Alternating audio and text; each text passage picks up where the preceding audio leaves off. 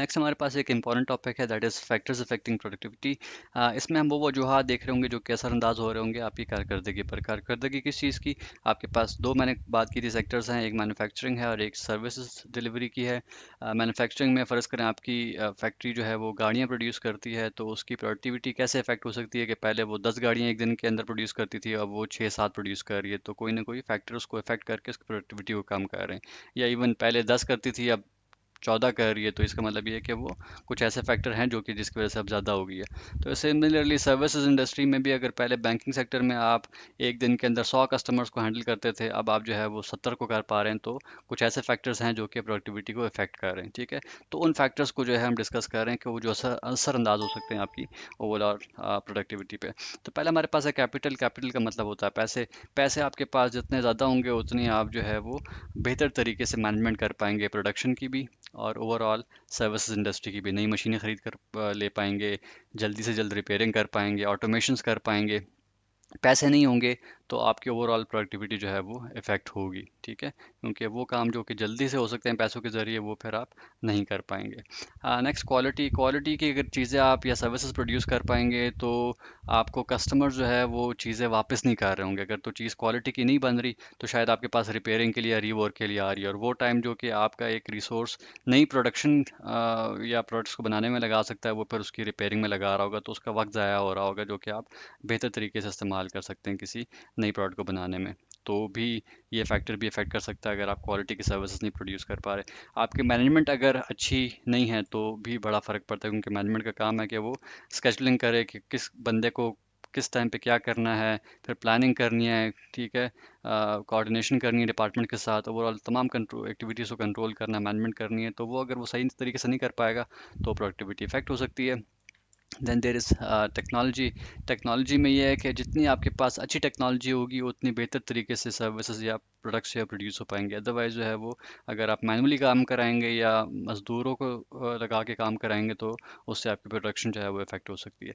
Standardisation का मतलब आप कह लें कि यूनिफॉर्मिटी। इसकी एग्जांपल मैं लेता हूँ, सर्विस इंडस्ट्री में फ़र्ज़ करें एक कस्टमर नई सिम खरीदना चाह रहा है और वो कॉल सेंटर कॉल करता है किसी टेलीकॉम इंडस्ट्री की, और उसको कहा जाता है कि आप इन 3 चीज़ों को जो है आपने लेके जाना है सर्विस सेंटर, और वहाँ से सिम आप बासानी खरीद पाएंगे। और जब वो सर्विस सेंटर जाता है वो कस्टमर, तो वहाँ पर कहा जाता है कि सर आपको तो 3 ही 4 चीज़ें लानी चाहिए थी। तो अब इनका प्रोसेस आपस में, कॉल सेंटर का और सर्विस सेंटर का आपस में स्टैंडर्डाइज नहीं है। ठीक है, तो अगर ये स्टैंडर्डाइज्ड होता तो इसका मतलब ये होता कि 4 ही चीज़ें जो उस कस्टमर को लेके जाना थी सर्विस सेंटर वेरिफिकेशन के लिए, वो चारों की चारों कॉल सेंटर पर उसको बताई जाती। तो एक प्रोसेस का या किसी भी एक्टिविटी का स्टैंडर्डाइजेशन का मतलब ये है कि वो आपस में सिंक हैं, एक जैसे हैं। ठीक है, एक ही जैसा काम हो रहा है, तो ये भी ज़रूरी है। अदरवाइज़ आपका ओवरऑल जो है प्रोडक्शन जो है इफेक्ट होती है। फिर इंटरनेट। सर्विस इंडस्ट्री में बड़ा मैटर करता है आपके पास जो है रियल टाइम एक्सेस हो, अगर इंटरनेट की या इंटरनेट ओवरऑल बाकी फैसिलिटीज़ के लिए भी यूज़ होता है, तो अगर वो होगा आपके पास तो आप आसानी से जो है वो कस्टमर्स की सर्विसेज में हेल्प कर पाएंगे या ओवरऑल प्रोडक्शन में भी। कंप्यूटर का अगर वायरस आ जाता है तो भी आपकी प्रोडक्टिविटी इफ़ेक्ट हो सकती है। ठीक है, आपका एक एप्लीकेशन है जो कि ओवरऑल कंप्यूटर की एक सॉफ्टवेयर के थ्रू रन होता है, और उसमें कोई वायरस आ जाए तो उसको रिस्टोर करने में ऑब्वियसली टाइम लगेगा फिर आपको, और आपकी प्रोडक्टिविटी इफ़ेक्ट हो सकती है। कोई ऐसी आइटम्स जो कि प्रोडक्शन में या सर्विसेज में यूज़ होती हैं वो आपको मिल ही नहीं रही। ठीक है, और आप उसको ढूंढने लग जाते हैं, तो उससे भी प्रोडक्टिविटी इफ़ेक्ट हो सकती है। स्क्रैप रेट्स ये है कि आप कोई प्रोडक्ट प्रोड्यूस कर रहे हैं और उसके साथ साथ, जिसको हम इन सिंपल टर्म्स ना कबाड़ कहते हैं, वो ज़्यादा प्रोड्यूस होने लग गया है। ठीक है, तो ऑब्वियसली उसकी फिर मैनेजमेंट और उसका वेस्ट जो है वो भी प्रोडक्शन को इफेक्ट कर सकता है आपकी, क्योंकि वो जो एक्स्ट्रा मटेरियल प्रोड्यूस हो रहा है उससे बेहतर ये था कि आप उसमें सही तरीके से कोई और प्रोडक्ट प्रोड्यूस कर रहे होते हैं उसी स्क्रैप से जो कि उससे क्रिएट हो रहा है। फिर न्यू वर्कर्स, आपके पास नए वर्कर्स आ गए, एम्प्लॉयज़ आ गए, उनको ऑब्वियसली टाइम लगता है ट्रेन होने में, एक स्किल्स सीखने में, तो उससे भी प्रोडक्टिविटी इफ़ेक्ट हो सकती है। फिर ओवरऑल अगर आप सेफ्टी मेजर्स नहीं ले रहे हैं, किसी को चोट लग रही है, तो ऑब्वियसली उससे भी फिर प्रोडक्टिविटी इफ़ेक्ट हो सकती है उसकी। ओवरऑल जो है शायद वो हॉस्पिटल जा रहा हो कल को, और फिर उसका वो टाइम जो कि प्रोडक्शन में या सर्विसेज डिलीवरी में लगाना था उसने वो इफ़ेक्ट हो सकता है उससे ओवरऑल प्रोडक्शन आपकी।